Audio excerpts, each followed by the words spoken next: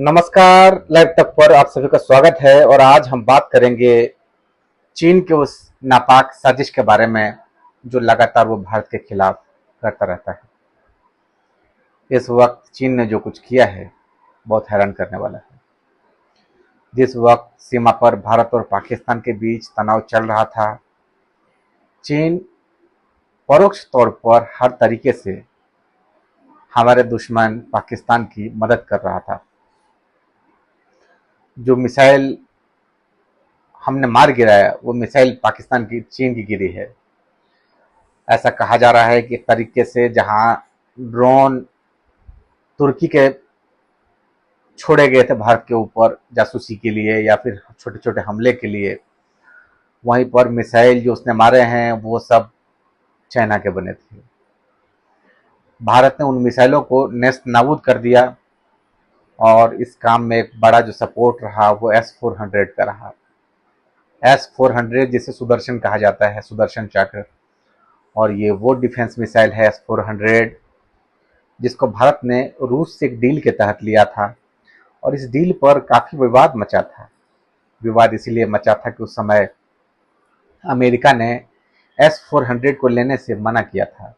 America नहीं चाहता था कि भारत रूस के साथ इतनी बड़ी डील करे, उससे S-400 ले, और आज वही S-400 भारत के लिए एक रक्षा कवच के रूप में काम किया। पाकिस्तान के लिए भारत एक अभेद किला रहा, कोई भी उसकी मिसाइल भारत को भेद नहीं पाया। और पाकिस्तान ही नहीं बल्कि चीन से लेकर तमाम पूरी दुनिया ने देखा कि किस तरीके से भारत की सुरक्षा का जो कवच है वो कितना अभेद्य है, कितना मजबूत है, जिसको भेदना इतना आसान नहीं है।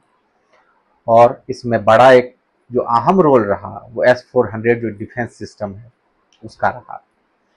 अब इसमें यहाँ पर कई तरह के सवाल उठ रहे हैं। एक तो ये कि जब पीएम मोदी ने देश को संबोधित किया तो उन्होंने रक्षा के क्षेत्र में, डिफेंस के क्षेत्र में मेक इन इंडिया का नारा दिया। जाहिर तौर पर रक्षा के क्षेत्र में जब तक कोई देश आत्मनिर्भर नहीं होगा, वो देश जंग सिर्फ दूसरों के खरीदे हुए हथियार पर जंग नहीं लड़ सकता है। कब तक लड़ेगा जंग दूसरों के हथियार पर? एक तो भारी भरकम आपको पैसे खर्च करने पड़ेंगे, दूसरा ऐसे समय में जबकि आपके पास ऐसे मुल्क हैं जो लगातार विवाद को हवा देने वाले, वो चाहे चीन की बात करें, पाकिस्तान की बात करें, तो ऐसे में जब लगातार आर्मी चीफ की तरफ से इससे पहले कहा गया कि भारत जैसा देश टू फ्रंट वॉर के लिए भी तैयार रहना पड़ेगा, एक तरफ पाकिस्तान, दूसरी तरफ चीन, तो जब इतनी चुनौतियां एक देश के सामने है तो उसमें क्या भारत को खुद को तैयार नहीं रखना पड़ेगा? दूसरा, भारत की अब तक अगर पॉलिसी देखें आप, तो चाहे मिग है या तमाम जो मिसाइल या हथियार रहा है, या तो हम रूस से लेते रहे हैं, हम फ्रांस से लेते रहे हैं, अभी हाल में राफेल से, हाँ राफेल का सौदा हमने फ्रांस से किया था। इजराइल हमारा पुराना दोस्त है, करगिल वॉर के समय हमें इजराइल ने काफ़ी सपोर्ट किया था। या इस तरह से जो हमारे बाकी दोस्त देश हैं, अलाई देश हैं, वो सब हमारी मदद कर रहे हैं, हमारा सपोर्ट कर रहे हैं।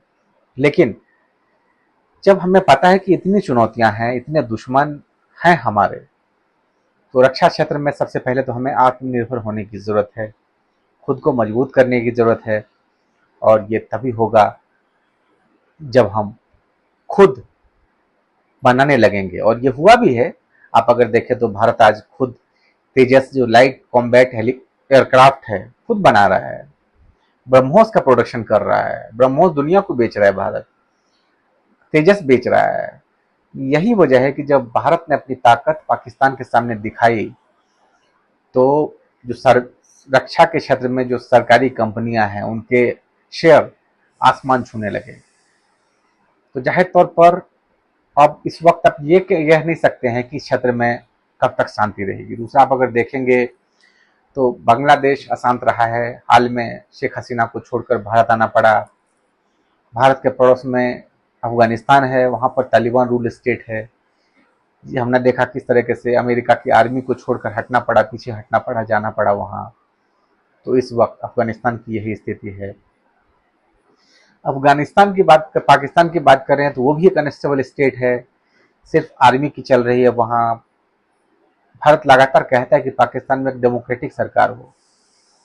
नवाज शरीफ इस वक्त देश से बाहर थे, उनके भाई शहबाज शरीफ सत्ता में हैं, लेकिन कब तक है कुछ नहीं कहा जा सकता। जब तक आर्मी की बैकिंग है तब तक ही है वहाँ पर।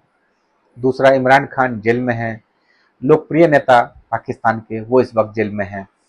तो जो स्थिति है पाकिस्तान की पॉलिटिकली बहुत ही अनस्टेबल है। तीसरा, बात करें चाइना की, तो वो अमेरिका के साथ ट्रेड वॉर में उलझा हुआ है। ऐसे में जब इस तरह के ग्लोबल लेवल पर टेंशन्स चल रहे हैं तो भारत को काफ़ी कुछ सोच समझकर करना होगा, सोच समझकर बढ़ना होगा।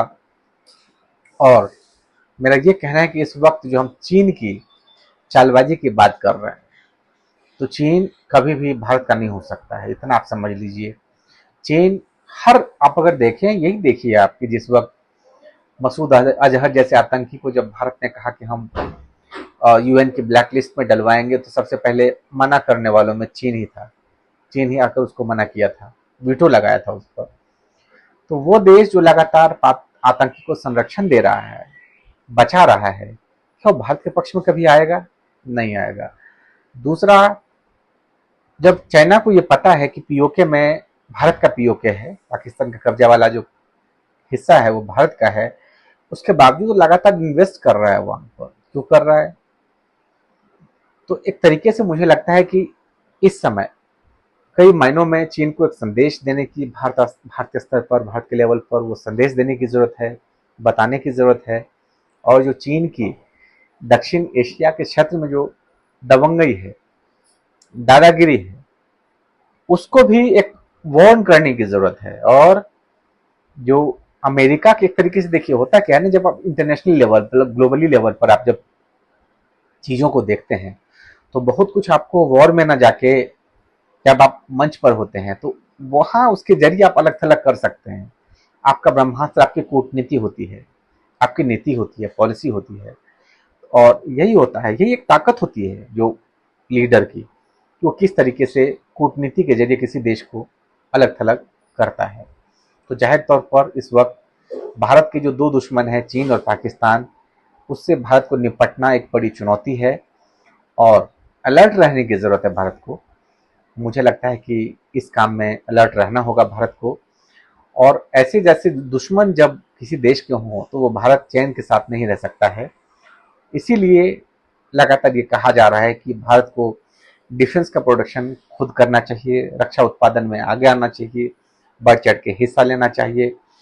और जो अपने रक्षा की जो ज़रूरतें हैं उसको पूरा करने की ज़रूरत है।